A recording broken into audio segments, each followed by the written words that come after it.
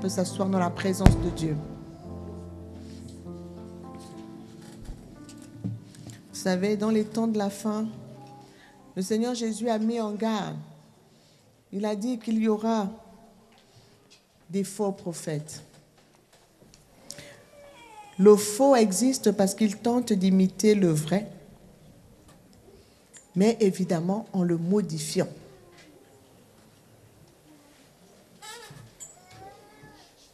Mais ce qui nous aide à démêler le vrai du faux, c'est la parole. Beaucoup passent leur temps à se nourrir de fausses doctrines, à essayer de trouver quelle est la nouvelle fausse doctrine du moment pour les dénoncer.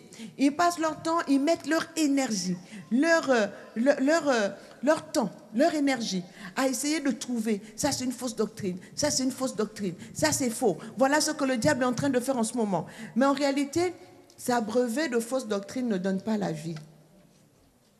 Parce que ce qui nous rend libres, ce n'est pas la vérité. Je viens de choquer quelqu'un. La vérité ne rend pas libre. C'est la connaissance de la vérité qui rend libre. La Bible dit, vous connaîtrez la vérité. Et alors la vérité vous affranchira. C'est la vérité que vous connaissez qui vous affranchit. Donc si nous devons prendre du temps à faire quelque chose, nous devons prendre du temps à étudier la vérité. Nous devons prendre du temps à connaître ce que Dieu dit. Qu'est-ce qui est vrai? Qu'est-ce qui vient du cœur de Dieu? Quelle est la pensée de Dieu? Parce que quand nous connaissons la vérité, nous sommes capables de distinguer la vérité de tout ce qui est faux. Nous sommes capables de distinguer la vérité de tout ce qui est faux. Donc, on ne peut pas prendre du temps pour étudier les fausses doctrines. Parce que non seulement elles ne nous nourrissent pas, mais le diable en crée chaque jour. Il en crée chaque jour. Je me rappelle de ce serviteur de Dieu qui est mort très très âgé. Le docteur, l'apôtre Samuel Obaker, que nous avons eu le privilège de connaître, c'était vraiment un homme de Dieu versé dans les Écritures, un Camerounais. Et l'apôtre Obaker nous disait avant de mourir, j'ai pitié de vous. Et on lui demandait pourquoi il a pitié de nous. Et il disait parce que quand moi j'étais jeune, il y a des péchés qui n'existaient pas. Il y a des péchés contre lesquels nous, on ne s'est pas battu. Parce qu'ils n'existaient pas. Mais vous, à votre temps, plus le retour de Jésus va s'approcher, la Bible dit l'iniquité va s'accroître. La Bible dit l'iniquité va s'accroître. Regardez, ceux qui sont plus âgés, il y a 30-40 ans, les prostituées se cachaient. Les prostituées se cachaient. Aujourd'hui, elles s'affichent, elles réclament des droits.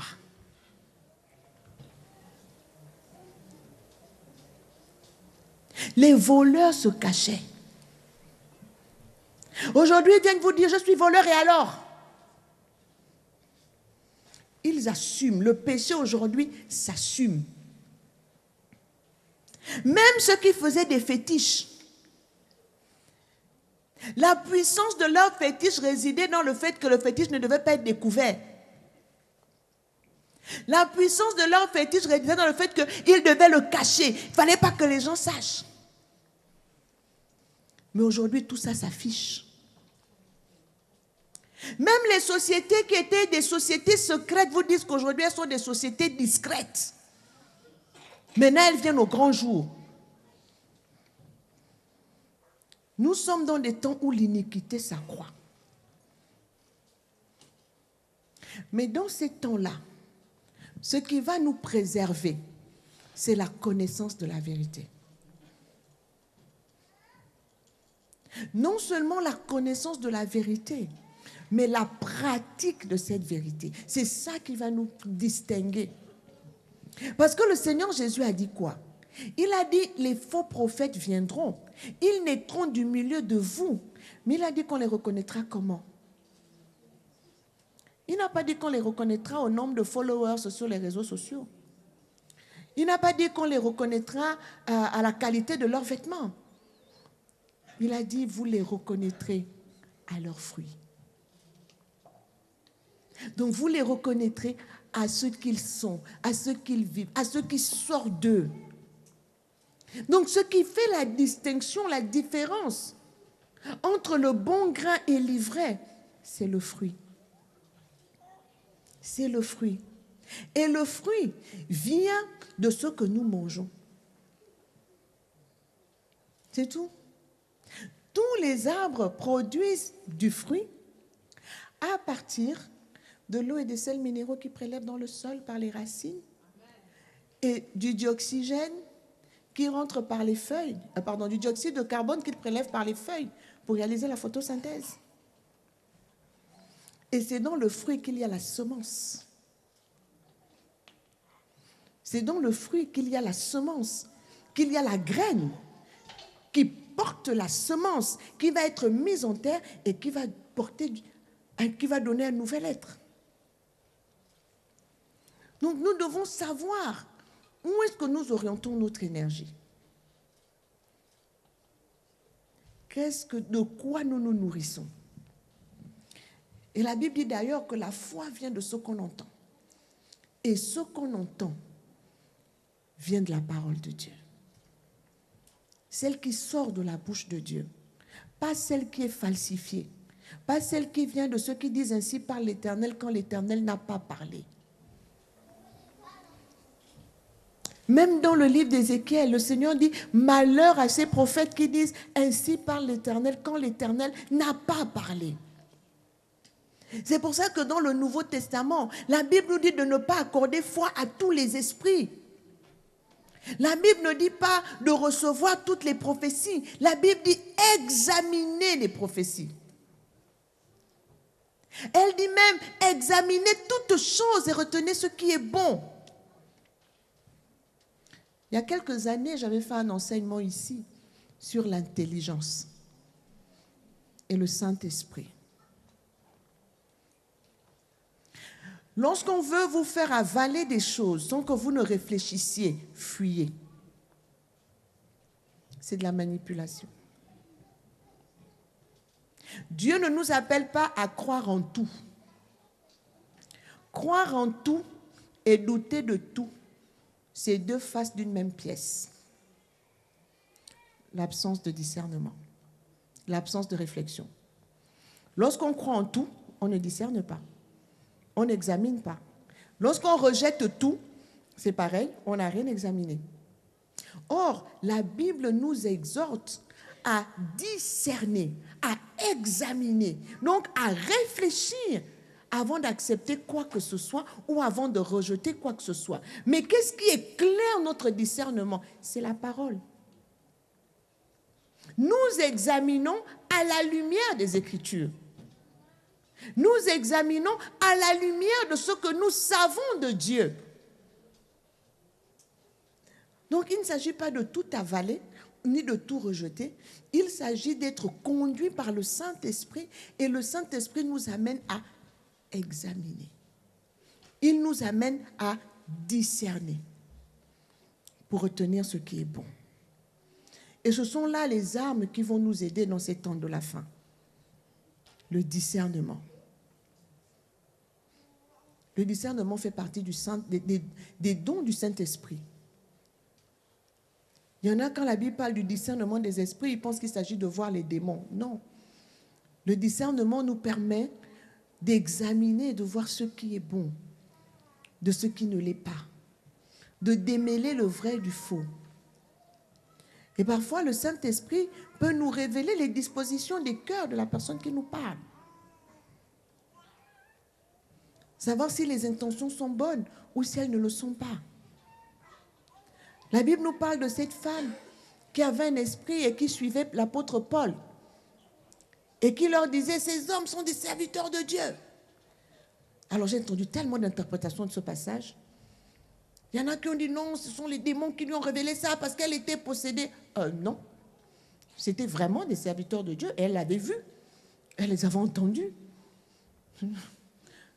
La Bible dit que quand Paul arrivait quelque part, on disait ces hommes qui ont bouleversé le monde sont arrivés chez nous. Donc Paul avait déjà une réputation quand il arrive. Elle connaît cette réputation. Sauf que le problème, c'est que sa déclaration est fondée sur de mauvaises motivations. Elle ne dit pas que ce sont des serviteurs de Dieu parce qu'elle y croit, parce qu'elle croit en leur message, mais parce qu'elle veut se servir de cela pour servir un autre intérêt qui était un intérêt idolâtre. C'est pour ça que Paul la chasse. Parce qu'il discerne bien que dans ce qu'elle dit, il n'y a pas de loyauté. Quoique ce qu'elle disait était vrai, mais l'intention derrière n'était pas une bonne intention. L'objectif derrière n'était pas un bon objectif. L'usage qu'elle voulait faire de cette déclaration, l'usage qu'elle voulait faire de leur statut de serviteur de Dieu n'était pas le bon usage. Un peu comme Simon le magicien qui marchait avec Paul, mais qui voulait se servir de l'Esprit de Dieu pour continuer de pratiquer la magie. Mais ça, c'est le discernement qui nous apporte ces choses. Et je voulais qu'on regarde Matthieu 6, les versets 31 à 32. Ça, c'est l'introduction de mon message. Le message de ce matin s'intitule « Pourquoi avons-nous été créés ?» Je ne sais pas quand est-ce je reviendrai, mais je pense que dans les temps dans lesquels nous vivons, il est important que nous ayons les bases. Il est important que nous ayons les bases. Parce que tellement de personnes viennent à Jésus avec de mauvaises motivations, pour des mauvaises raisons. Je vais le dire autrement. Peu importe la raison pour laquelle on vient à Jésus, peu importe ce qui nous amène à Jésus, la situation qui nous amène à Christ, mais une fois qu'on l'a trouvé, on doit rester avec lui pour les bonnes raisons. On vient à Jésus parce qu'on est malade, on rencontre, on est guéri. Mais être guéri par Jésus ne veut pas dire qu'on a réalisé qui il est, ou même que l'on va le servir avec de bonnes motivations. Moi, je m'appuie toujours sur la Bible. Jésus a guéri 10 lépreux. Sur les 10 lépreux, un seul est revenu dire merci. Un seul a réalisé qui était vraiment Jésus. Et il est venu se prosterner. C'est le seul à qui Jésus a dit, ta foi t'a sauvé. Les autres sont partis avec la guérison sans le salut. Celui qui est revenu vers Jésus parce qu'il a réalisé que mais mince, si cet homme m'a guéri de cette façon, il est particulier. Il est forcément ce qu'il dit être, le Fils de Dieu. Alors je viens faire allégeance. Lui, il a reconnu Jésus comme Fils de Dieu. Et il a été sauvé. Il y a un passage dans la Bible que nous aimons tous répéter, dans Jean 9. Dieu n'exauce pas les pécheurs. Mais cette révélation, qui l'a fait? C'est l'aveugle que Jésus a guéri. C'est un aveugle guéri par Jésus, à qui les pharisiens essayent toujours de faire croire que Jésus n'est pas le Fils de Dieu. On le convoque, on convoque ses parents. Est-ce que c'est vrai qu'il était aveugle? Il dit, mais les parents même ont peur. Les parents disent, ah, nous on sait que c'est notre fils, on sait aussi qu'il était aveugle. Mais comment il voit là? Il est assez grand pour répondre pour lui-même. Qu'il parle, nous on ne veut pas. Parce que les parents ne voulaient pas dire publiquement que Jésus l'a guéri. L'aveugle a dit, j'étais aveugle. Tout ce que je sais, c'est que moi j'étais aveugle. Et quand il m'a touché, mes yeux se sont ouverts. Et je sais aussi que Dieu n'exauce pas les pécheurs. Mais qu'en toute nation, celui qui pratique la justice et qui lui est agréable, il l'exauce. Donc si ce gars-là m'a ouvert les yeux, c'est que Dieu est avec lui. Parce que s'il était pécheur, Dieu ne l'aurait pas exaucé. Ça veut dire qu'au-delà de la guérison, il a eu la révélation de qui était Jésus. À travers sa guérison, il a eu la révélation de qui était Jésus. Le problème se pose quand beaucoup viennent pour trouver la solution à leurs problèmes sans vouloir tisser de relation avec celui qui est la solution. Ils se comportent comme les 9 lépreux guéris qui partent. Et d'autres continuent de venir parce qu'ils veulent juste quelque chose.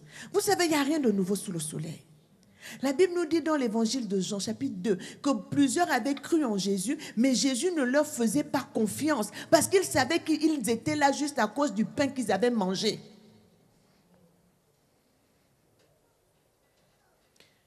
Et plus tard, dans Jean 6, quand le Seigneur dira, si quelqu'un ne mange de ma chair et ne boit de mon sang ne peut être sauvé, la Bible dit que ce sont les mêmes qui ont dit, cette parole est trop dure, qui peut la recevoir? Et ils sont tous partis. Et quand ils sont partis, Jésus n'a pas dit aux 12 qui étaient restés, oh, au moins vous êtes restés avec moi vraiment, vous êtes gentils, je suis content de vous avoir. Jésus se tourne vers les 12 et il leur dit, et vous là, pourquoi vous ne partez pas? Parce que le Seigneur veut s'assurer qu'ils sont là pour les bonnes raisons, parce qu'ils ont compris. Et là, l'apôtre Pierre va avoir une révélation, il va lui dire, Seigneur, à qui d'autre irions-nous? Les paroles que tu nous donnes sont esprit et vie. Même si cette parole a l'air difficile, mais nous savons qu'en elle est la vie. Donc on est obligé de rester. Et le Seigneur leur dira, en effet, les paroles que je vous ai données. Pierre lui dit, tu as les paroles de la vie éternelle. Il dit en effet, les paroles que je vous ai données sont esprit et vie. Le Seigneur s'assure toujours que ceux qui sont avec lui sont là parce qu'ils ont compris qui il est. Ils ont compris qui il est. Parce que quand on comprend qui il est, on cherche maintenant à comprendre où est-ce qu'il nous conduit. C'est pour ça que la Bible dit, vous connaîtrez la vérité. Et la vérité, parce que lorsque vous l'aurez connue, elle vous affranchira. Mais la vérité qui est posée, que personne ne connaît, n'affranchit personne. Jésus est le sauveur du monde. Il est la vérité. Mais il ne peut affranchir que ceux qui le connaissent. Il ne peut affranchir que ceux qui décident de croire en lui. Il ne peut affranchir que ceux qui décident de marcher avec lui dans une relation de confiance. Parce qu'ils ont compris qui il est. Et trop de personnes se limitent uniquement à vouloir recevoir des choses du Seigneur. Ils n'essayent même pas de savoir quelle est la volonté de Dieu dans ce qu'ils demandent.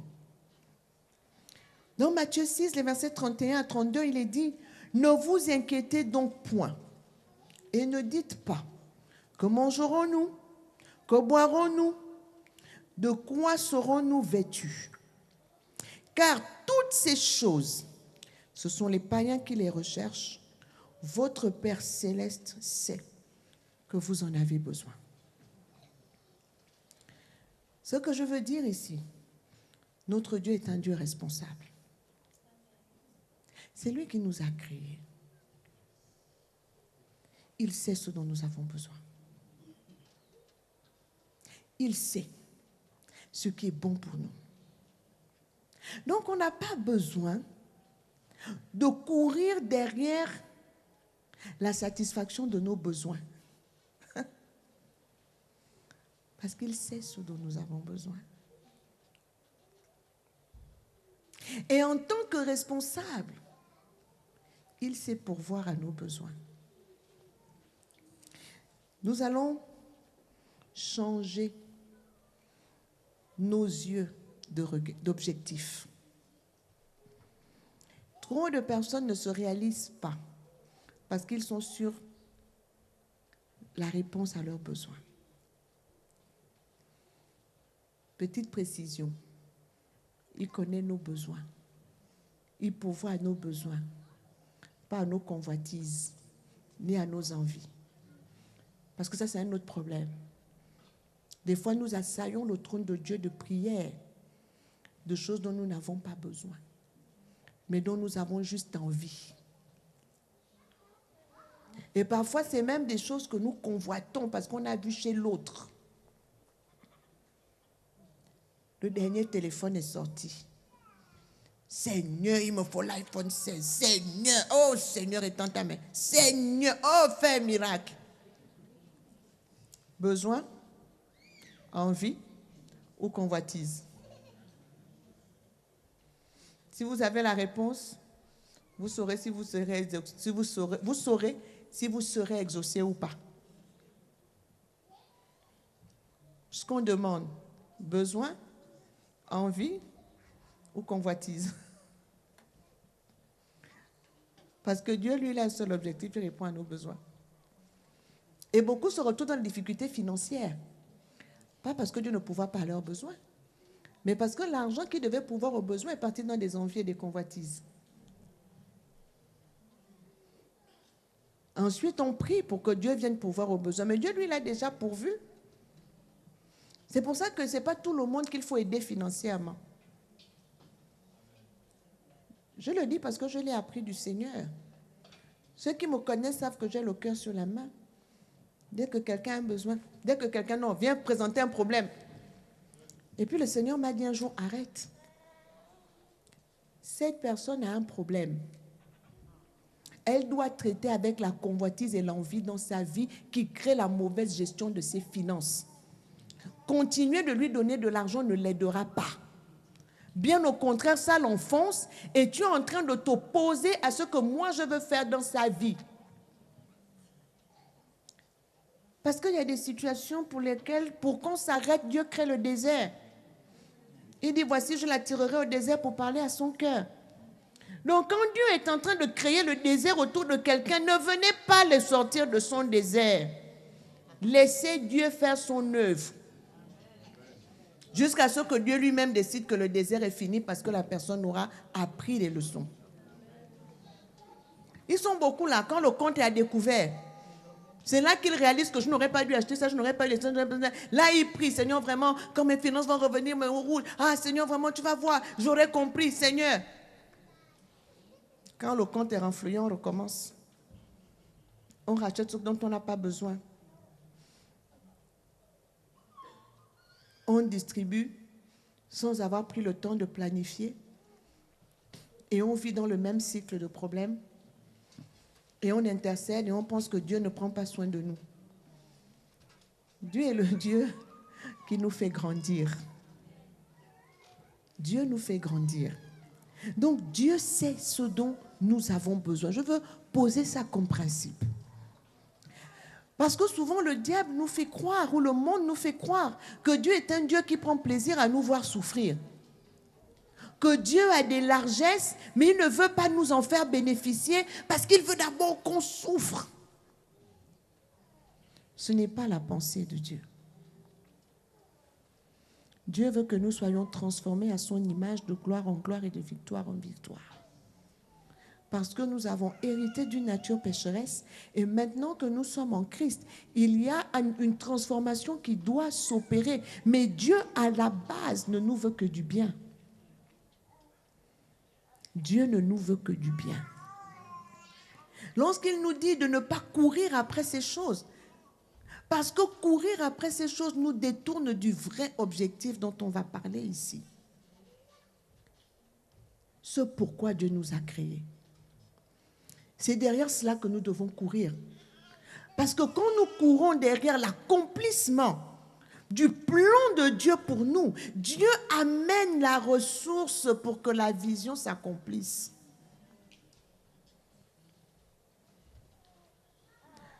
Parce que Dieu est un Dieu capitaliste. Je vais choquer encore quelqu'un. Vous savez, celui qui n'a pas fait fructifier son talent, c'est la parabole des talents. Le Seigneur a donné 5, 3, 1, n'est-ce pas? Celui qui a reçu 5 talents, la Bible dit aussitôt, il se mit au travail. Ça veut dire que le gars était préparé. Il avait déjà la stratégie.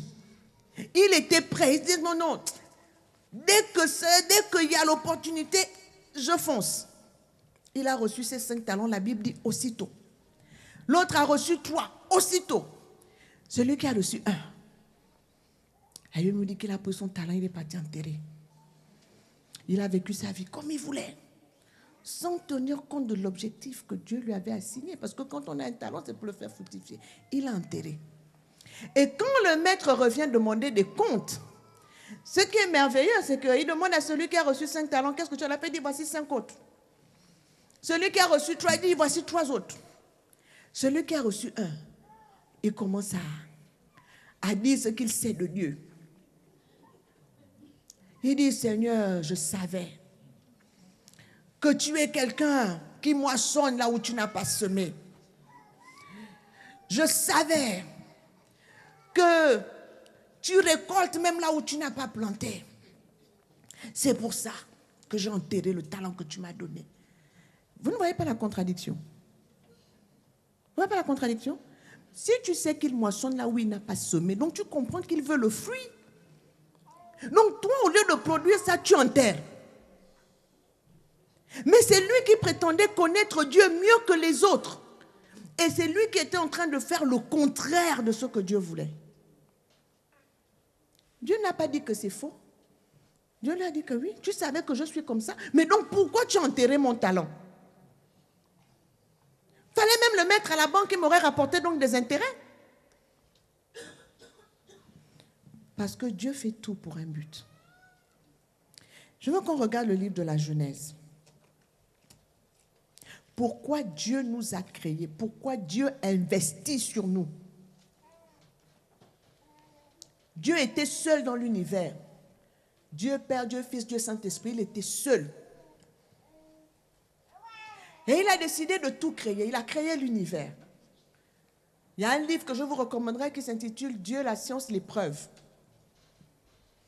Ce sont des scientifiques qui ont étudié l'univers et qui concluent que tel que l'univers est fait, il y a forcément quelqu'un qui l'a créé.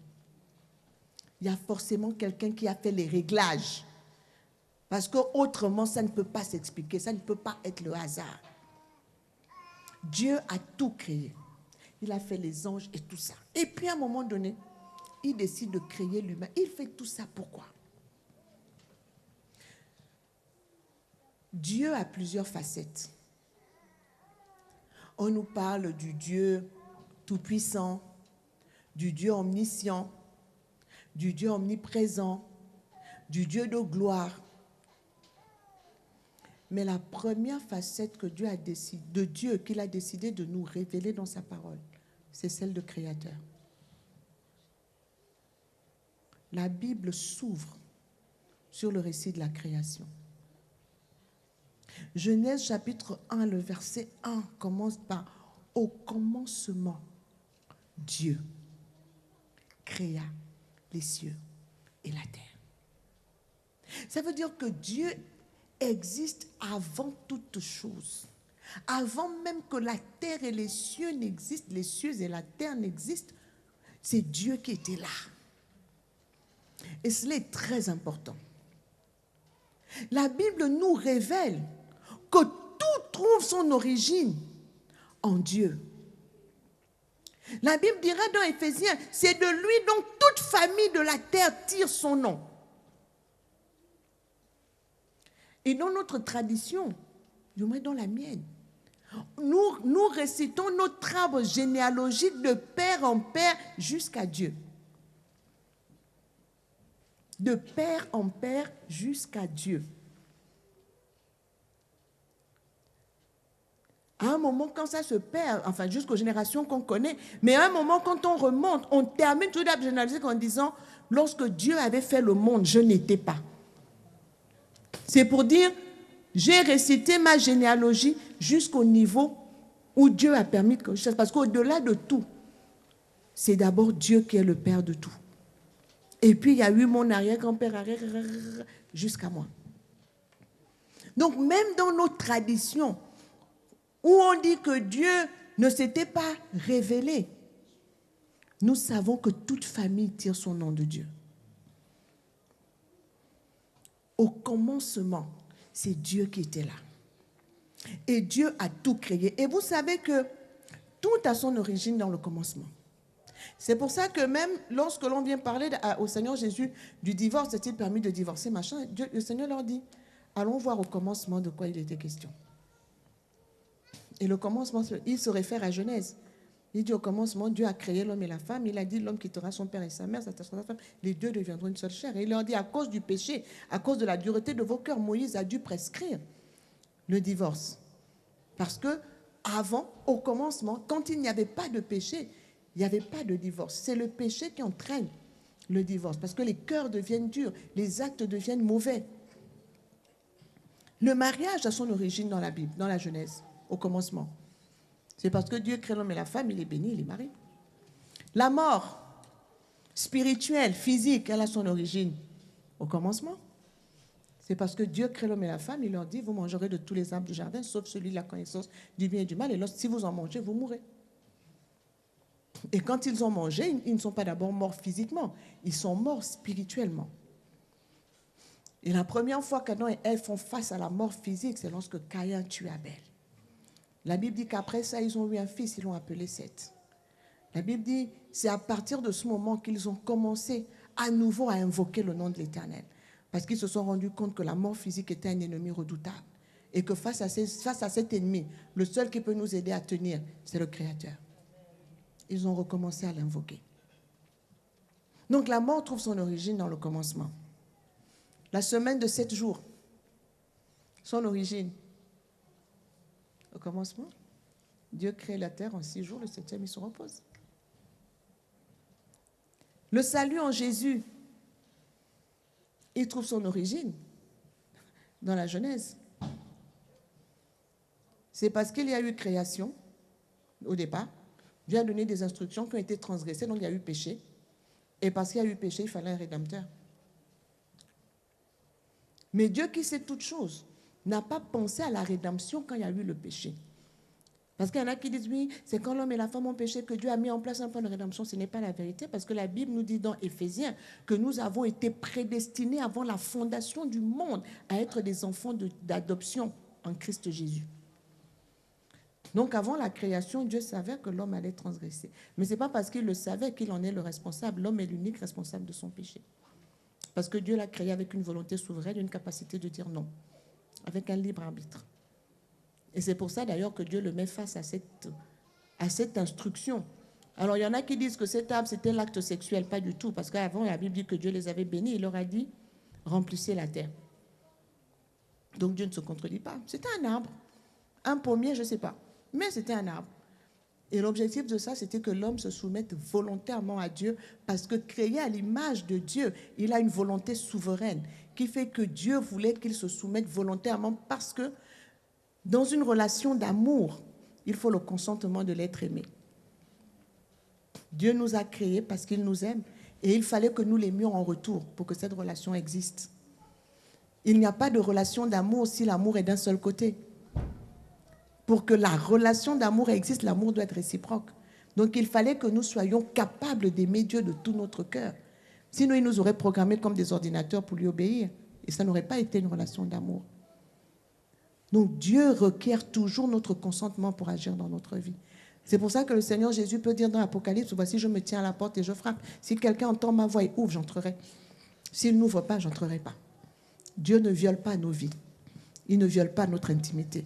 Parce qu'il nous a créés à son image. Lui-même, la Bible dit qu'il fait toutes choses d'après le conseil de sa volonté. Et donc, il nous a créés avec une volonté tout aussi souveraine que la sienne. Et donc, le salut en Jésus, l'origine, c'est la création. La destinée des nations, tout trouve son origine dans la création. Et la Bible nous le confirme dans Jean 1, les versets 1 à 3. La Bible dit, au commencement était la parole. Et la parole était avec Dieu et la parole était Dieu. Elle était au commencement avec Dieu. Toutes choses ont été faites par elle et rien de ce qui a été fait n'a été fait sans elle. C'est là que j'aime la parole. La Bible dit que toutes choses ont été faites par elle. On aurait pu s'arrêter là. Mais pour donner encore plus de force, pour l'on comprenne bien que tout trouve son origine en Dieu. La Bible précise que rien de ce qui a été fait n'a été fait sans la parole. Donc, tout trouve son origine en Dieu.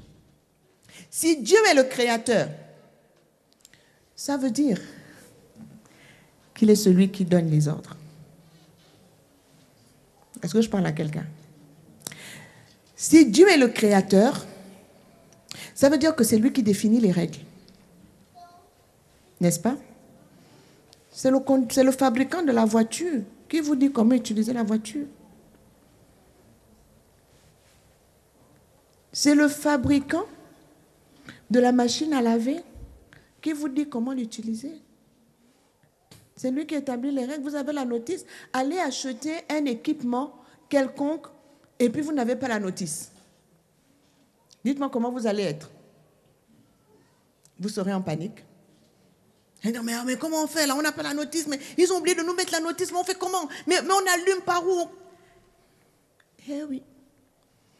Dieu étant notre créateur, le créateur de l'univers, c'est lui qui a la notice. C'est pour ça que l'ennemi combat la création. Parce que s'il n'y a pas de créateur, ça veut dire que chacun met ses règles. Chacun fait ce qu'il veut.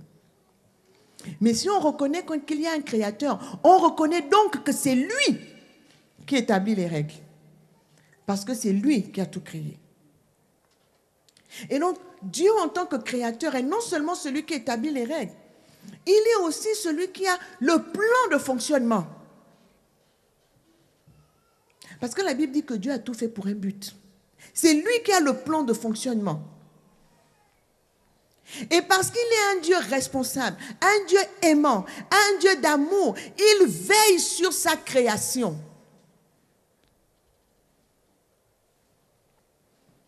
La Bible nous dit qu'aujourd'hui encore, Jésus-Christ soutient toutes choses par sa parole toute puissante. Dieu a un œil sur la création. Il regarde, il veille, il fait attention. La seule chose qui freine Dieu, il le dit dans Isaïe, ma main n'est pas trop courte pour sauver, mon oreille n'est pas trop dure pour entendre, mais ce sont vos péchés qui mettent l'inimitié entre vous et moi. C'est le péché qui met le mur. Alors Jésus-Christ est venu pour ôter le péché du monde, pour qu'à nouveau la relation soit établie avec Dieu et que l'on puisse bénéficier de la plénitude de ce pourquoi il nous a créés. C'est pour ça que Jésus est venu. C'est pour ça. Notre plein accomplissement est dans cette relation avec Dieu. Pour accomplir ce pourquoi il nous a créés. Vous savez, la Bible dit que dans le ciel, tout s'écrit gloire. Dans son palais, tout s'écrit gloire. Quand vous lisez la Bible dans l'Apocalypse, vous savez que la Bible s'ouvre sur le récit de la création et la Bible se ferme sur le récit de la création. La Bible s'ouvre par la création, elle se termine par la création. Si vous lisez Apocalypse 21, le verset 9, c'est l'un des derniers. Apocalypse a 22 chapitres, mais à partir du chapitre 21, verset 9, on nous dit « Puis un des 7 anges qui tenait les 7 coupes remplies des 7 derniers fléaux vint, et il m'adressa la parole, en disant « Viens, je te montrerai l'épouse, la femme de l'agneau. » Et il me transporta en esprit sur une grande et haute montagne. Et qu'est-ce qu'il lui a montré? Il me montra la ville sainte, Jérusalem, qui descendait du ciel d'auprès de Dieu, ayant la gloire de Dieu. La Bible se termine par la création des nouveaux cieux, de nouvelles terres.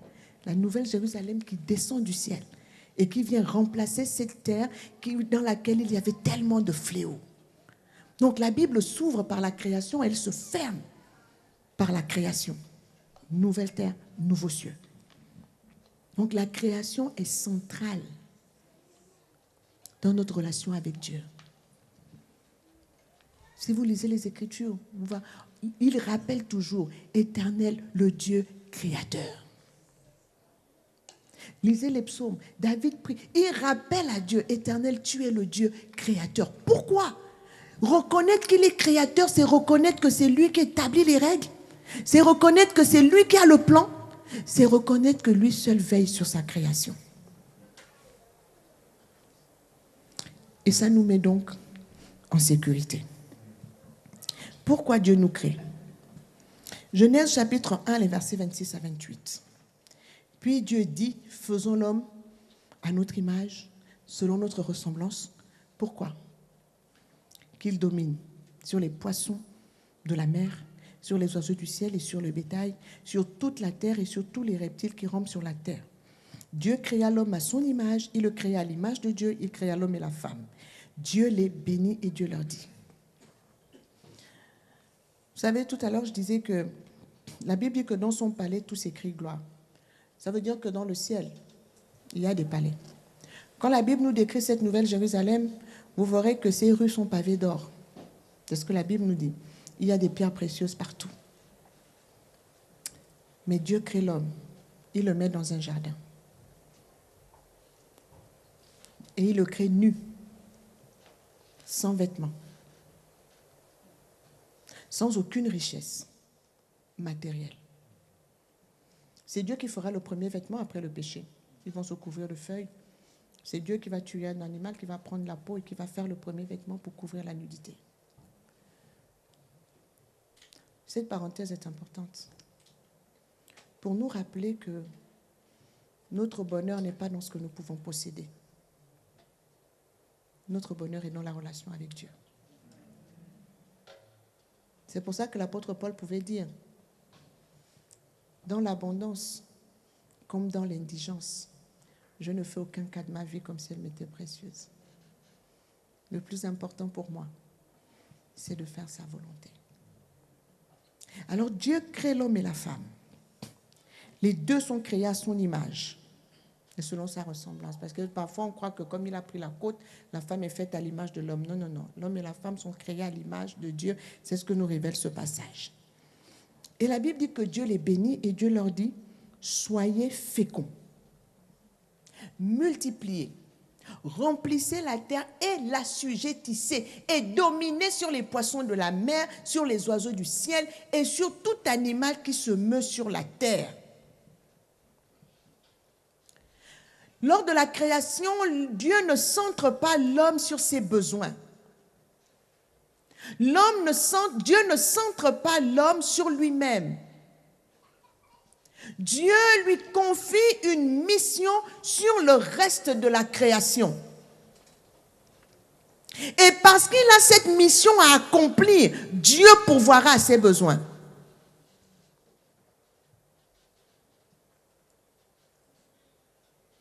Dieu dit qu'il domine. Il le crée pour qu'il domine sur la création visible. Parce que lui, il domine sur la création invisible. Et l'homme qui est son vis-à-vis, qui est créé à son image, doit dominer sur la création visible. Voilà ce qui intéresse Dieu. Et on verra tout à l'heure qu'accessoirement, il leur dit, je vous donne l'herbe pour nourriture. Et il leur dit donc, vous devrez vous-même cultiver ce que vous allez manger. Dieu n'est pas un Dieu de paresse. Quand on regarde le verset 27 de Genèse 1, la première responsabilité que Dieu assigne à l'homme et à la femme est de dominer. Dominer. Dominer vient du mot hébreu qui veut dire rada, du mot hébreu rada, qui est généralement traduit par gouverner, régner en souverain. Le dictionnaire Larousse définit le mot dominer comme étant le fait d'être maître d'un territoire, d'exercer sur ce territoire sa souveraineté pleine et entière, de pouvoir imposer sa volonté sur un territoire. Et donc l'homme et la femme sont créés avec la capacité de gouverner, d'imposer leur volonté, leur souveraineté. Ils sont appelés à régner en souverain sur la création visible. L'homme et la femme n'ont pas encore péché. Donc leur relation avec Dieu est parfaite et Dieu les établit pour qu'ils règnent sur la création visible. Qu'ils dominent. Aujourd'hui, la domination a pris un autre sens à cause du péché. Mais lorsque Dieu nous met en position de dominer, c'est pour prendre soin. C'est pour veiller. Et nous allons le voir dans la suite. Et quand Dieu les bénit, après la bénédiction, Dieu ordonne à l'homme et à la femme d'être féconds. Alors souvent, pour beaucoup, être fécond, c'est avoir des enfants. Naturels, spirituels. Mais ce n'est pas le premier sens de ce texte. Le mot hébreu qui est utilisé, para, signifie porter du fruit, être fructueux. D'ailleurs, si vous lisez la version anglaise, déjà la version Darby en français, le mot qui est écrit, c'est fructifier. Dieu les bénit et Dieu leur dit fructifier. La version anglaise du roi James dit be fruitful. Ça veut dire porter du fruit. Et donc ici, il ne s'agit pas de fécondité qui conduit à enfanter, mais il s'agit plutôt d'être productif, d'abonder en toutes sortes de bonnes œuvres. Dieu attend donc que l'homme et la femme produisent des œuvres bonnes. Et je veux nous rappeler ici que fructifier n'est pas une malédiction, c'est une bénédiction. La Bible dit Dieu les bénit et dit soyez féconds. Donc portez du fruit, c'est une bénédiction. Combien court après cette bénédiction? Combien prie chaque jour pour dire Seigneur, tu m'as béni en me demandant de porter du fruit. Tu m'as rendu capable de porter du fruit. Lorsque tu m'as béni, tu as dit soyez féconds. Alors je veux abonder en œuvres bonnes. Je veux être fécond.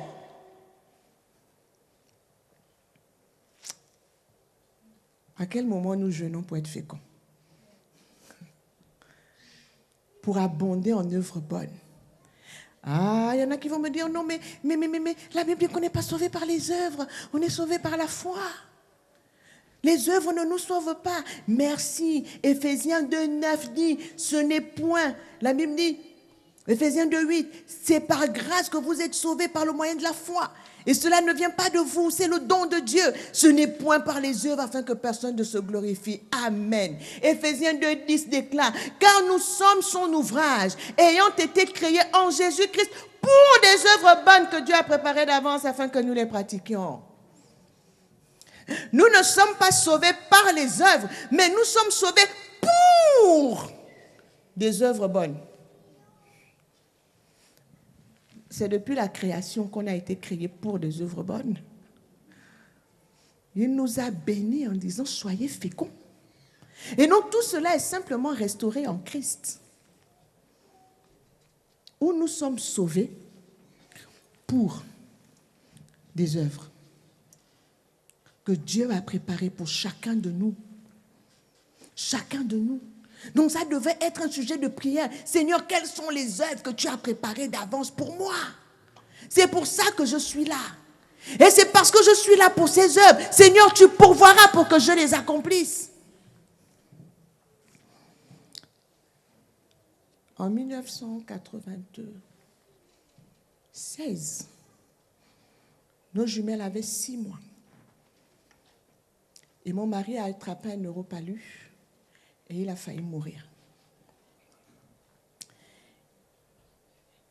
J'avais amené notre première fille à l'école parce qu'il ne pouvait pas conduire. Ils étaient malades, je l'avais laissé malade, il grelottait et tout ça. Il m'a dit non, va laisser l'enfant à l'école. À l'époque, je ne conduisais pas non plus, donc je suis partie en taxi déposer l'enfant. Bref, et quand je reviens, il est en train de convulser. Ses pieds étaient déjà froids. Mais je connaissais le plan de Dieu. Je l'ai saisi et j'ai dit, Seigneur, je réclame ta vie dans ce corps. On n'a pas encore fait ce qu'on devait faire pour toi. On n'a pas commencé. Tu ne peux pas l'appeler parce qu'on n'a pas encore commencé l'œuvre. Tu ne m'avais pas dit que ça allait finir comme ça.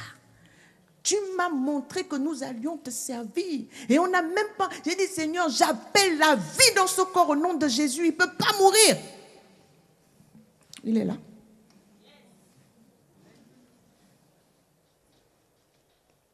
Parce que je connaissais le plan. Je n'ai pas accepté. Notre dernier fils est né sur une prophétie. Ce garçon-là. Et Dieu sait tout ce qu'il a connu. Et un jour, je l'emmène à l'hôpital, elle avait 9 mois. Quand je rentre dans le bureau du médecin, je pose l'enfant, le médecin me dit l'enfant est mort. Je dis au médecin, il dort. Le médecin me dit, madame, je vous dis qu'il est mort. Je dis, et moi, je vous dis qu'il dort. J'ai attrapé mon fils, je dis, Seigneur, ta vie dans ce corps. Je sais ce que tu as dit sur cet enfant. Ça ne va pas finir comme ça. Le temps que le médecin me conduise dehors, il entend l'enfant qui crie. Ah, il revient. Et qu'est-ce qui se passe? J'ai dit, docteur, je vous avais dit qu'il dort. Mon fils était vivant, avec une anémie de 1,8 g d'hémoglobine. Le taux normal, c'est entre 12 et 14. À 6 grammes, on meurt. Mon fils a survécu à une anémie de 1,8 g d'hémoglobine. Jusqu'aujourd'hui. Et c'est pas été la seule attaque. Une autre fois, on l'a amené à l'hôpital. On a dit que non, il a attrapé, je ne sais pas quoi. Les médecins n'arrivaient même pas à trouver. Toute la nuit, l'enfant a convulsé. 3 fois, son cœur s'est arrêté. On l'a ramené au défibrillateur. Il était en France. J'étais restée seule avec les enfants au pays. J'ai dit, je ne l'appelle pas. Parce que si je l'appelle la nuit pour dire que l'enfant est entre la vie et la mort, qu'est-ce qu'il peut faire de là où il est? Lui-même, son cœur risque aussi de s'arrêter parce que le fait d'être loin, de ne pas calculer, j'ai dit, je le laisse dormir. On va gérer ici avec le Seigneur. On a prié. J'ai dit à Dieu, tu as prophétisé sur cet enfant pendant qu'il était dans mon sang. Il ne peut pas mourir. Et l'enfant a survécu. Et quand il survit, le médecin me dit, il a tellement convulsé que son cerveau n'a pas été oxygéné. Il va certainement perdre des facultés. Il sera peut-être un légume. Je lui ai dit que, docteur, si Dieu voulait le prendre, il l'aurait pris. S'il me l'a laissé, il me le laisse entier. Et pas autrement. Le docteur me regarde, il dit que c'est comme ça et pas autrement. L'enfant avait 2 ans. Il avait marché à 9 mois. Après cette crise, l'enfant ne marchait plus. On le met debout, il tombe. On le met debout, il tombe. J'ai dit, bon, Seigneur, ce n'est pas encore fini. J'ai dit, toi, tu as déjà marché dans ta vie, donc tu vas remarcher au nom de Jésus. J'ai dit, maintenant, tu marches. Il marche aujourd'hui. Il a marché. Quand vous connaissez le plan de Dieu, vous savez où Dieu veut vous conduire. C'est ça qui vous aide à tenir. Parce que nous ne sommes pas là que pour porter de beaux vêtements. Nous ne sommes pas là que pour rouler dans de belles voitures.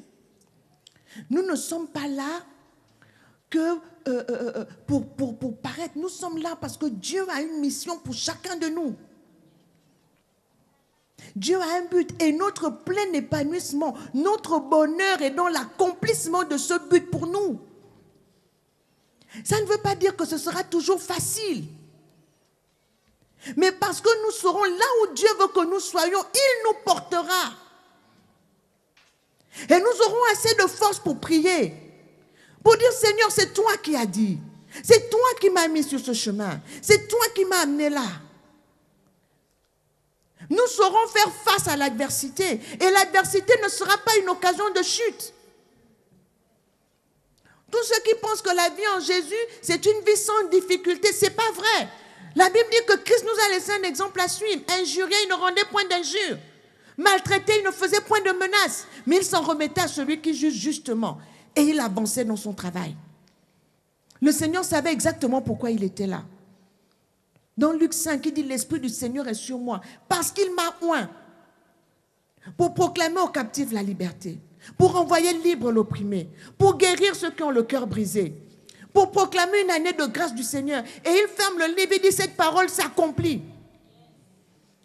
Il est en train de dire, je ferai exactement ce pourquoi je suis venu. Dans Hébreux 5, dans Hébreux 10, il dit, si tu avais voulu des sacrifices, je t'en aurais fait. Mais tu n'as pas voulu de sacrifices. Tu m'as formé un corps, oh Dieu, pour faire ta volonté. Et ce corps, c'est qui? Quel est le corps que Dieu lui a formé pour faire sa volonté? Il est la tête. Nous sommes le corps. Et nous sommes formés pour faire la volonté de Dieu, pour porter du fruit. Et donc, porter du fruit n'est pas une bénédiction, ce n'est pas une corvée, ce n'est pas une contrainte. C'est notre raison d'être. Et c'est une bénédiction. Le deuxième mot que Dieu emploie dans la bénédiction, il leur dit multiplier.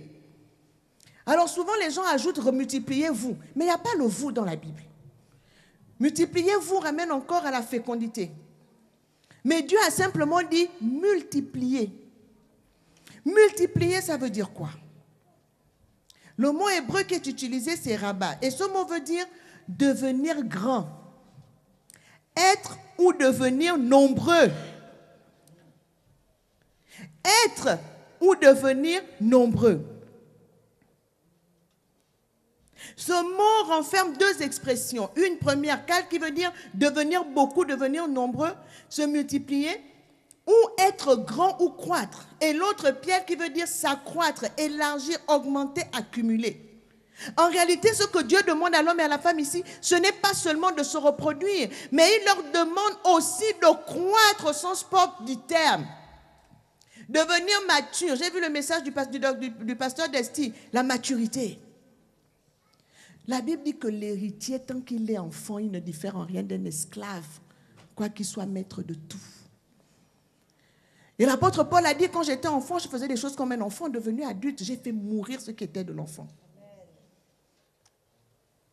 À un moment, on doit croître, devenir mature. Et donc, Dieu demande à l'homme et à la femme de travailler à devenir grands dans ce qu'ils sont, dans ce qu'ils pensent et dans ce qu'ils produisent. C'est ça, multiplier.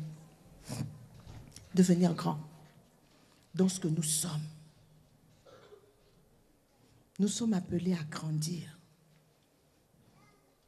La Bible dit, ne vous conformez pas au siècle présent, mais soyez transformés par le renouvellement de votre intelligence. Pour que vous sachiez faire quoi? Discerner la volonté de Dieu. Voilà ça à quoi Dieu nous appelle. Devenir grand, c'est se rapprocher de la nature de Dieu. C'est avoir une plus grande connaissance de la volonté de Dieu. Avoir une plus grande connaissance de la pensée de Dieu. Vous savez, quand on a le discernement, je vais encore peut-être choquer quelqu'un, on n'a pas besoin de prier pour prendre certaines décisions. Beaucoup ne décident pas en se réfugiant derrière la prière. Mais au fond d'eux, ils savent la décision qu'ils doivent prendre. Mais comme ils ne veulent pas la prendre, ils disent on va prier. La prière est devenue un moyen pour faire du dilatoire.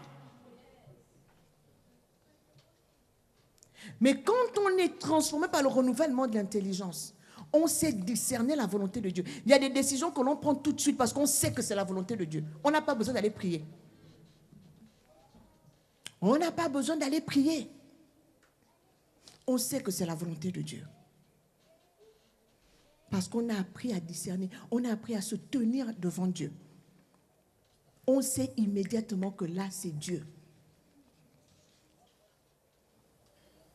Vous savez, les plus grandes décisions que j'ai eu à prendre dans ma vie, je les ai prises en instantané, sans prier. Mais je savais que c'était la volonté de Dieu. Quand j'ai croisé mon mari pour la première fois, j'avais 17 ans. J'étais allée faire un séminaire, j'étais allée prêcher dans leur église à l'époque. Quand je l'ai vu, il m'a fallu de quelques secondes pour savoir qu'il était l'homme de ma vie. Beaucoup ont critiqué, mais c'est pas possible, tu ne peux pas être convaincu comme ça, tu ne le connais même pas. J'ai dit, c'est ça et pas autrement. Je me suis tenue dans la prière, j'ai dit, Seigneur, je te laisse faire. Et naturellement, il est venu. Mais quand il est venu m'en parler, moi, je savais déjà. Je n'ai pas eu besoin de beaucoup. La première fois que j'occupe une haute fonction dans mon pays, j'ai eu quelques minutes pour décider, en 1999. Quelques minutes. Ici en France, la première fois que j'ai fait une grande télé, il est là. On m'a appelé pour me dire, on a besoin de quelqu'un à la télévision, sur telle chaîne. Il était midi, non, il était 11h. Et on me dit, tu dois être à la télé à 14h. J'ai dit, j'arrive. Et même lui, il m'a dit, mais tu pars comme ça? J'ai dit, il faut que j'y aille. Et quelque chose a démarré. Le débat télévisé que j'ai fait en 2016, qui a fait que ma notoriété est montée. Nous étions à République quand la télé m'appelle. Je dis, madame, est-ce que vous pouvez arriver? Il est 19h, on vous veut pour le journal de 21h. Vous devez être là à 21h. Je dis, comment ça? Il dit, venez. Je dis, je débat contre qui? Il me donne le nom. J'ai dit à mon mari, je m'en vais. Il a juste eu le temps de me tendre un rapport. Il me dit, ce rapport peut t'aider. J'ai pris le rapport. J'ai googlé dans le taxi. Quand je suis arrivée, cette émission a fait plus de 100 000 vues en 24 heures. Je n'avais pas eu le temps de décider. Mais je n'avais pas eu le temps. Mais j'ai tellement appris à connaître la volonté de Dieu pour moi que je savais que ça là, c'est Dieu qui ouvre la porte. Quelqu'un d'autre aurait pu dire, mais t'es pas préparé, t'es pas machin. Je savais, Dieu m'a toujours fait ça. Là, quand je suis partie au Gabon en septembre 2023, on m'a appelé pour me dire, vous avez 2 heures pour faire votre valise, il y a un avion qui vous attend au Bourget. Lui-même ne comprenait pas. J'étais au travail, je l'appelle, je dis, écoute, fais-moi la copie de mon passeport, envoie-moi la copie du passeport. Il dit, tu veux faire quoi avec ça? Je dis, envoie la copie, j'arrive à la maison, je vais t'expliquer. Quand j'arrive à la maison, je dis, on va acheter des valises. Il dit quoi? Je dis, je pars au Gabon, je dois être au Bourget. Dans 2 heures, il y a un avion qui m'attend. Et c'est comme ça que je suis partie. Il y en a qui m'ont dit, mais comment tu as fait pour faire confiance? Je fais confiance à lui. Parce que je connais le plan. Je connais le plan. Parce que j'ai appris très jeune, quand j'ai donné ma vie au Seigneur, que je ne vivais pas pour moi-même. Que je vivais pour accomplir un plan que lui, il a tracé d'avance. Et que tant que je me battrai pour accomplir ce plan, j'espère qu'il y en a qui me regardent, je suis invincible.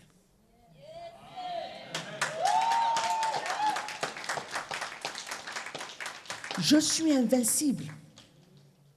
Le Seigneur dit, sur ce terrain-là, ils me feront la guerre, mais ils ne me vaincront pas. Ils me feront la guerre, mais ils ne me vaincront pas. Donc je suis prête. Prête pour la guerre. Mais je sais que la victoire est de mon côté. Et c'est ce que je veux nous partager. Beaucoup tournent en rond parce qu'ils ne savent pas où ils vont, ils ne savent pas qui ils sont, ils ne savent pas qu'ils sont là pour porter du fruit, ils ne savent pas qu'ils sont là pour multiplier. La 3e bénédiction, c'est Dieu leur dit de remplir la terre. Pour pouvoir remplir, il faut s'être multiplié et il faut avoir multiplié ce que l'on a. Parce que sinon, on remplit la terre avec quoi? De quoi l'homme et la terre devaient-ils remplir la terre? Ils devaient d'abord remplir la terre de l'espèce humaine, porteuse de l'image de Dieu, parce que c'est comme ça que Dieu a voulu faire les choses. Même Jésus, pour venir sur terre, a dû passer par le ventre d'une femme. Donc, ils devaient remplir la terre de l'espèce humaine porteuse de l'image de Dieu, cette espèce-là qui devait assujettir la terre, parce que dominer fait partie de ses missions. Mais l'homme et la femme doivent aussi remplir la terre de leurs bonnes œuvres, de leurs bonnes idées. C'est pour ça qu'avant de remplir, il faut d'abord avoir multiplié. Si on ne multiplie pas, on peut rien remplir. On remplit avec quoi? On remplit avec nos bonnes idées, avec nos bonnes œuvres, n'est-ce pas? Et avec l'espèce humaine créée à l'image de Dieu. Et donc, l'homme et la femme, qui à ce moment-là étaient en parfaite harmonie avec Dieu, dont ils sont l'émanation, devaient couvrir la terre de l'accomplissement de la volonté de Dieu pour la terre. Dieu veille sur la création et il devait le faire à travers l'homme et la femme. C'est pour ça qu'en réalité, nous sommes tous des éco-responsables. La Bible nous enseigne que rien de ce qui est visible n'a été fait de choses visibles. Donc Dieu a toujours voulu que nous régnions sur la création visible. Et le dernier mot, c'est assujettir. Assujettir vient de l'hébreu kabash qui veut dire, entre autres, garder sous, rendre soumis. Et donc ici, il y a une notion d'entretenir une relation avec ce que l'on doit assujettir. Donc l'homme et la femme devaient connaître la création, identifier ses besoins pour pouvoir y répondre afin de garder cette création soumise à eux. C'est valable dans la relation de couple, hein, quand la Bible dit que la femme soit soumise. Elle n'est soumise que parce qu'on prend soin d'elle, parce qu'on connaît ses besoins, parce qu'on est attentif, parce qu'on l'aime comme Christ a aimé l'Église et qu'il s'est donné lui-même pour l'Église. S'il n'y a pas ce contexte-là, ce n'est pas de la soumission, c'est de la maltraitance. Et le Seigneur ne nous invite pas à la maltraitance. Le Seigneur aime toutes ses créatures. Même celui que vous considérez comme le plus grand des pécheurs, Dieu l'aime. Et Jésus est déjà mort pour lui, mais il ne le sait pas. Ou il ne veut pas le recevoir. Et donc, le Seigneur nous a appelés à porter du fruit, à dominer, donc à garder sous contrôle, à assujettir. Pour assujettir, il faut connaître la création, il faut répondre à ses besoins. Il nous a appelés à multiplier, donc à devenir grands. dans ce que nous sommes, dans ce que nous pensons, dans ce que nous avons, dans les œuvres que nous produisons. Parce que nous devons remplir la terre de nos bonnes œuvres. Et vous voyez bien que quand quelqu'un vous partage une vérité de la Bible, elle est toujours dans l'Ancien et dans le Nouveau Testament. Toujours. Quand la Bible nous parle, quand l'apôtre Paul dit « la parole de Dieu est là pour corriger, elle est efficace pour corriger, exhorter, etc. » Il n'avait pas le Nouveau Testament. Hein. La parole dont il parle, c'est l'Ancien Testament. Le Nouveau est écrit à la lumière de l'Ancien. Et c'est pourquoi le tout fait la Bible. Nous voyons dans Genèse que le Seigneur nous appelle à être féconds, c'est-à-dire à être fructueux, à porter du fruit.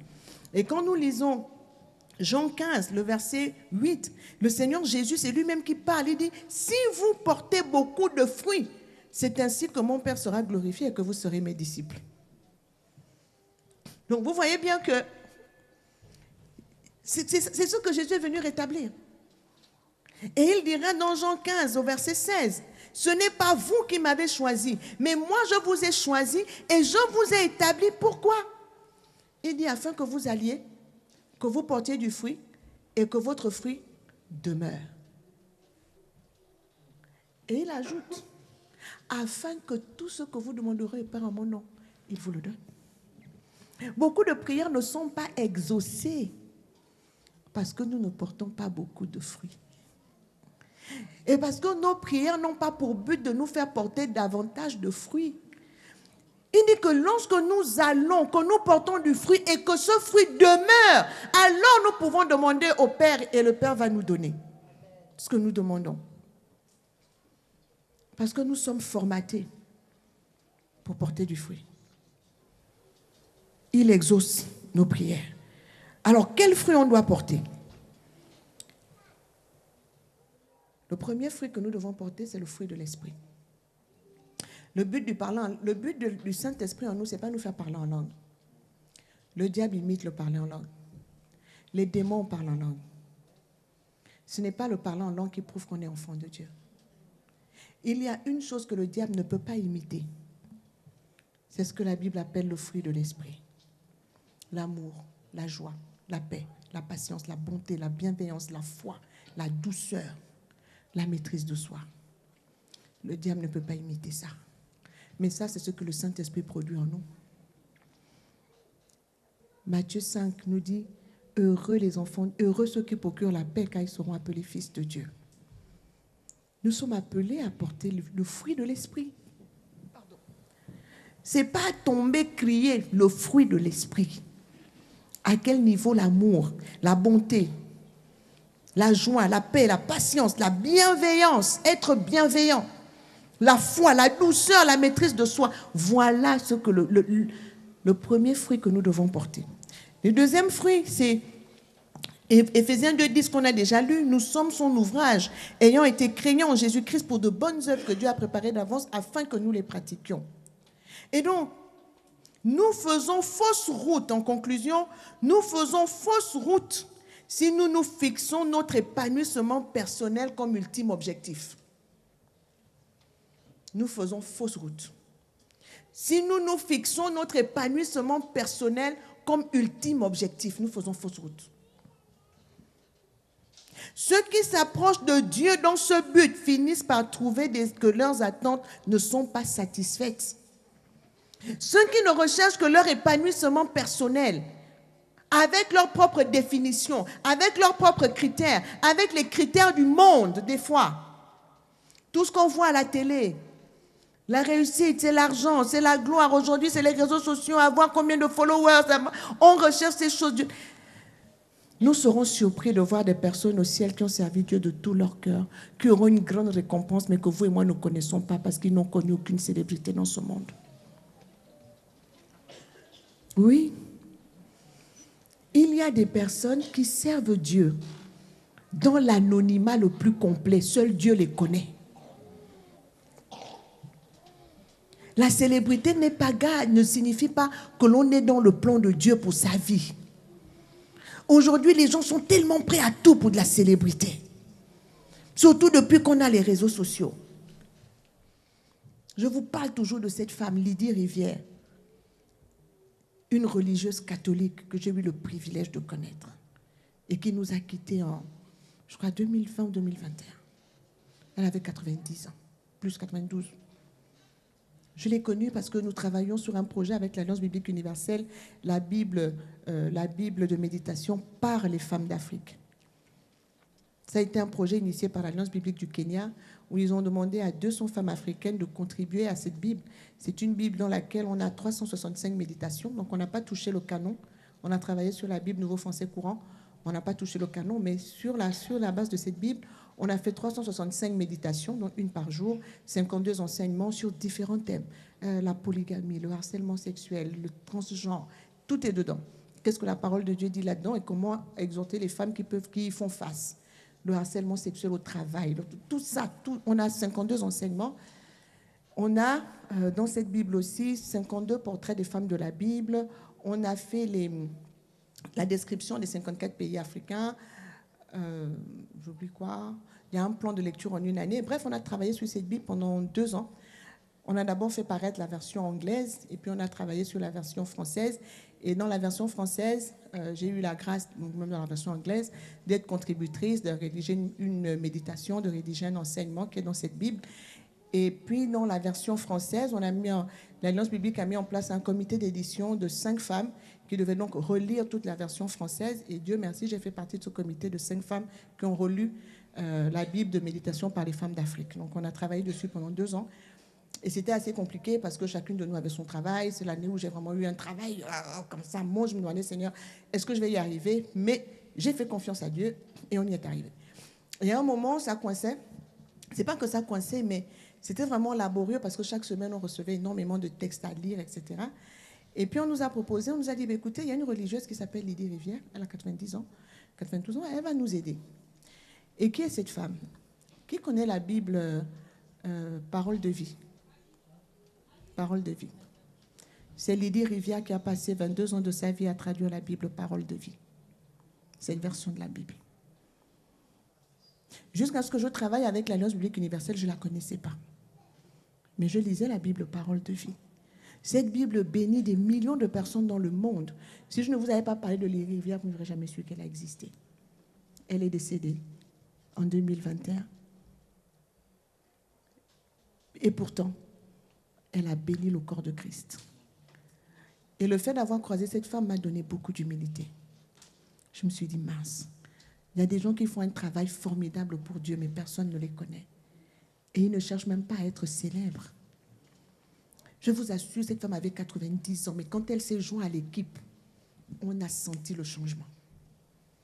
On a senti le changement. Ça veut dire qu'on lui envoyait tous les textes. C'est elle qui corrigeait toutes les fautes de syntaxe, de grammaire, de machin. Elle nous renvoyait les textes pour que nous, on vérifie bien qu'il y avait, l'esprit était de là, qu'il y avait bien la culture africaine derrière, etc. Mais cette femme de 90 ans continuait on sentait qu'elle avait la maîtrise de la parole. Elle a traduit la Bible Parole de vie pendant 22 ans. Elle se levait tous les matins, c'est ce qu'elle faisait toute la journée, jusqu'au soir. Elle se recouche et recommence le lendemain pendant 22 ans. Elle travaillait pour l'Alliance biblique universelle. Nous n'avons pas besoin de chercher la célébrité. Nous avons juste besoin de savoir quelles sont les œuvres que Dieu a préparées d'avance pour chacun de nous. Nous sommes créés pour porter du fruit. C'est tout. Nous sommes créés pour abonder en œuvres bonnes. Et le Seigneur Jésus a dit, c'est lorsque nous portons ce fruit-là que son Père est glorifié. Si vous portez beaucoup de fruits, c'est ainsi que mon Père sera glorifié et que vous serez mes disciples. Et souvent, on nous fait croire que quand on sert pour le Seigneur, on sert le Seigneur, tout doit aller bien. Mais je veux finir avec ces exemples de l'apôtre Paul, qui était très heureux. L'apôtre Paul dit dans 2 Corinthiens 11, 23 à 28, « Sont-ils ministres de Christ? Je parle en termes extravagants. Je le suis plus encore. » Mais par quoi? Il dit par les travaux. Bien plus par les coups. Bien plus par les emprisonnements. Bien plus, souvent en danger de mort. Il dit souvent en danger de mort. 5 fois. j'ai reçu des Juifs. 40 coups moins 1. 3 fois, j'ai été battue de verge. 1 fois, j'ai été lapidée. 3 fois, j'ai fait naufrage. J'ai passé 1 jour et 1 nuit dans l'abîme.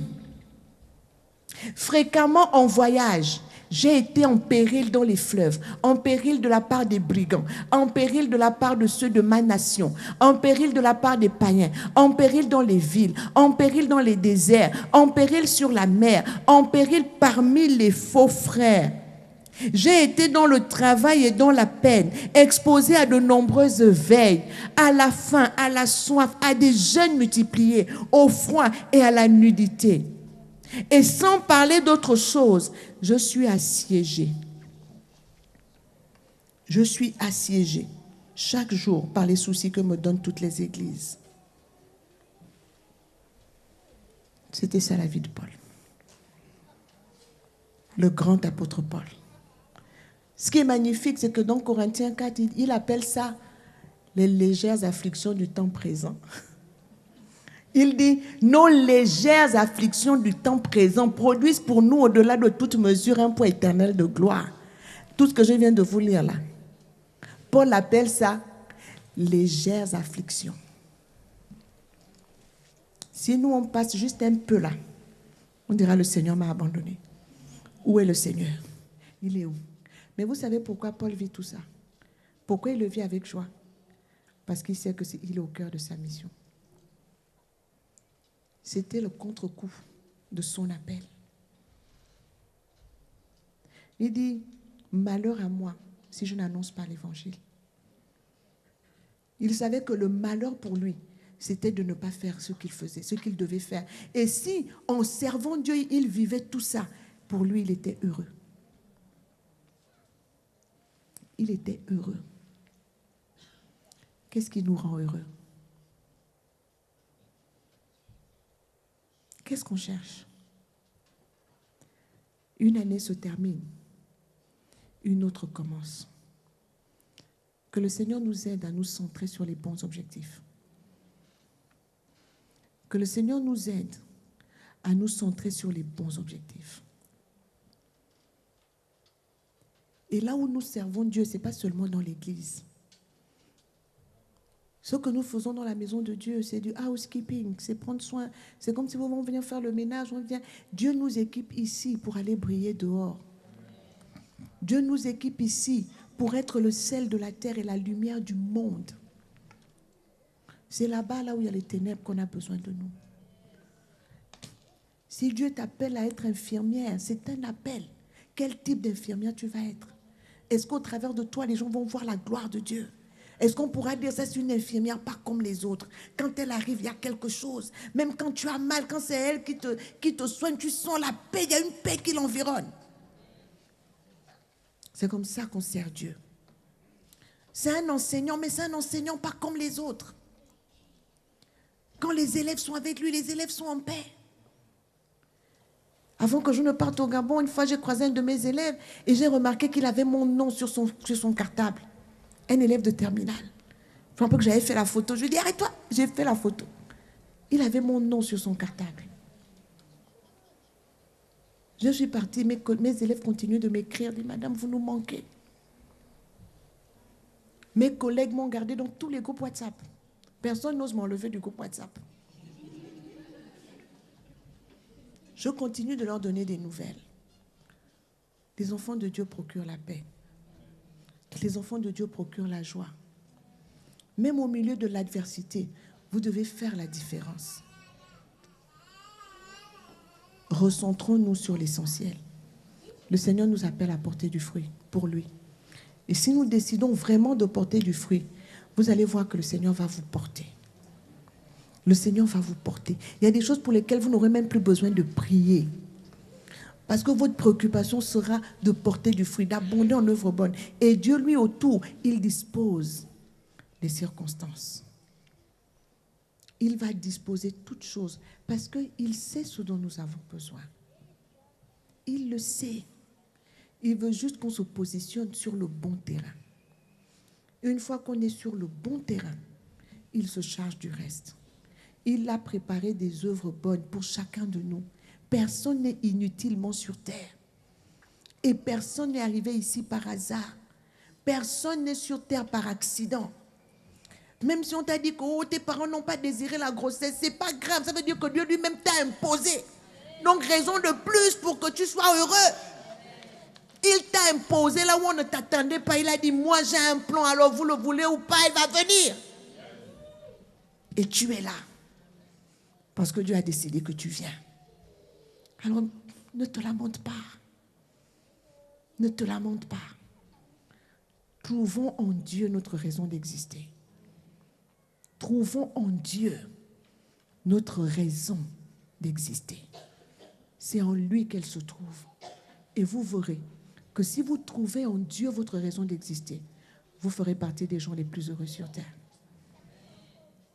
Parce que votre bonheur ne dépendra pas des choses de ce monde. Vous serez en paix même au milieu des tourments. Vous serez en paix que lorsque rien n'ira autour de vous. Les gens vont se demander, mais pourquoi, comment elle fait pour être en paix? Parce que ma paix ne dépend pas de ce que je vois. Ma paix dépend de celui à qui je fais confiance, qui me tient la main. Et je vais finir avec ce témoignage. Vous savez, il y a quelques années, j'avais eu un grave accident de voiture. Mais je savais que c'était une attaque du diable. Et si Dieu n'avait pas été avec moi, j'aurais été tétraplégique au sortir de cet accident. Parce que j'ai eu les vertèbres 6 et 7 sur la moelle épinière. J'ai été opérée, j'ai subi une arthrodèse des cervicales. Quand je suis sortie de cet accident, j'ai appris à m'asseoir. J'ai réappris à m'asseoir. J'avais 31 ans. J'ai réappris à m'asseoir. J'ai réappris à me lever. J'ai réappris à marcher. Mais je savais une chose. Je n'allais pas rester paralysée parce que Dieu m'avait appelé à le servir et j'avais besoin de ma mobilité pour le faire. Et je me suis tenue dans la prière. Je n'ai pas douté de Dieu. Et quand je suis sortie de là, je n'ai pas vu de psychiatre. J'ai recommencé à conduire. Et quand j'ai recommencé à conduire, ce n'était pas évident. Parce que ma voiture dans laquelle j'étais avait fait 2 tonneaux. Et il m'arrivait d'être au volant de la voiture et de revivre la scène, de revoir la voiture tourner. Mais je priais, je disais à Dieu, je dois conduire. Pourquoi? Parce que pendant que j'étais blessée, Dieu m'avait dit que j'allais sortir de là sans aucune séquelle. Donc, peu importe ce que les médecins me disaient, je savais que j'allais sortir de là sans aucune séquelle. Mais la parole de Dieu n'a pas fait en sorte que tout se passe comme sur des roulettes. J'ai fait de la rééducation. J'ai réappris à m'asseoir. J'ai réappris à me lever. J'ai réappris à marcher, à refaire un pas devant l'autre. Notre première fille avait 9 ans. Le dernier avait 3 ans. Je me suis dit, je ne peux pas rester clouée sur un lit. J'ai des enfants. Je me suis battue. Et quand j'ai recommencé à conduire, je suis arrivée à l'hôpital pour 2 mois après mon accident, 3 mois. Je suis arrivée à l'hôpital pour la visite, puisque j'allais tous les mois pour le contrôle. Et j'avais encore la minerve. Et le médecin me demande, vous êtes venu avec qui? J'ai dit seul. Il me dit, vous avez pris les transports en commun? Je dis non. Je suis venu au volant de ma voiture. Il me dit, vous avez déjà commencé le suivi psychiatrique? Je dis non, je n'en ferai pas. Il m'a dit pourquoi? Je lui ai dit parce que ma vie est entre les mains de Dieu et c'est lui qui a le dernier mot. Si je dois mourir dans un accident de voiture, c'est qu'il l'aura décidé. Mais si ce n'est pas le cas, même si j'en fais un autre, comme il m'a gardé, il me gardera encore. Ma foi est en lui. Donc je n'ai pas besoin d'avoir peur.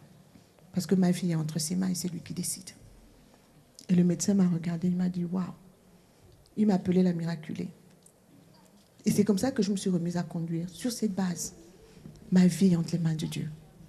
Si je dois mourir, ce sera autant qu'il aura décidé, à la manière dont il aura décidé. Je n'ai pas à avoir peur pour ça. Mais si je ne dois pas mourir parce que je n'ai pas encore fini ma mission, il saura aussi me garder comme il m'a toujours gardé. C'est ça l'alliance. Et c'est ce que je veux vous laisser ce matin. Où est-ce que vous en êtes avec Dieu? Quel est votre niveau de dépendance à Dieu? Quel est votre niveau de dépendance? Vous voulez faire des calculs pour vous-même? Vos calculs échoueront toujours. Lui, il a déjà le plan. Il a déjà le plan. Il suffit de lui faire confiance. Et il ne vous décevra jamais. Moi, il ne m'a pas déçu. Faites-lui confiance. Et marchez avec Dieu de tout votre cœur. Faites-lui confiance. Remettez-lui tous les domaines les secteurs de votre vie. Et vous verrez que si vous portez beaucoup de fruits, le Père sera glorifié. Et quand le Père est glorifié, on le sait. Dieu sourit sur votre vie, comme dit le pasteur Cyril. Vendredi à la veillée, on a parlé de Paul et Silas. Ils étaient en prison, ils louaient Dieu. Vous savez, la Bible dit que la terre est le marchepied de Dieu, n'est-ce pas? Mais comme ils étaient en train de louer Dieu et que Dieu était content, hein, Dieu s'est mis à taper du pied parce qu'il aimait la louange. Et quand Dieu a tapé du pied, la Bible dit, il y a eu un tremblement de terre, les murs se sont effondrés. Et ils sont sortis de prison. Réjouissez le cœur de Dieu. Comme ça, quand il va taper du pied comme ça parce qu'il est content, allez, tous s'ébranlent. Parce qu'il est content de votre vie. Amen. Est-ce qu'on peut prier le Seigneur? J'ai pris un peu de temps. Ça fait longtemps que je n'ai pas été là. Beaucoup ne me connaissent pas. L'année prochaine, je vais essayer de faire un effort d'être là un peu plus souvent, si mon emploi du temps me le permet. Mais on va voir avec le pasteur Cyril, le pasteur Desti, si on peut aussi intervenir par Zoom pour parler à toute l'Église. Je crois que ça nous aidera aussi. Mais vraiment, ce sont des choses que j'ai apprises ces derniers temps. Faisons confiance au Seigneur. Vivons pour lui. Et il s'occupera du reste. Il sait le faire. Il sait ce dont nous avons besoin. C'est lui qui nous a créés par amour. Il nous a sauvés par amour. Donc il ne nous veut pas de mal. Il ne permettra pas qu'on se plante. Il ne permettra pas qu'on s'égare. Tant qu'on le suit, il sait assurer nos arrières. Il sait s'occuper de nous. Alléluia. Est-ce qu'on peut prier le Seigneur?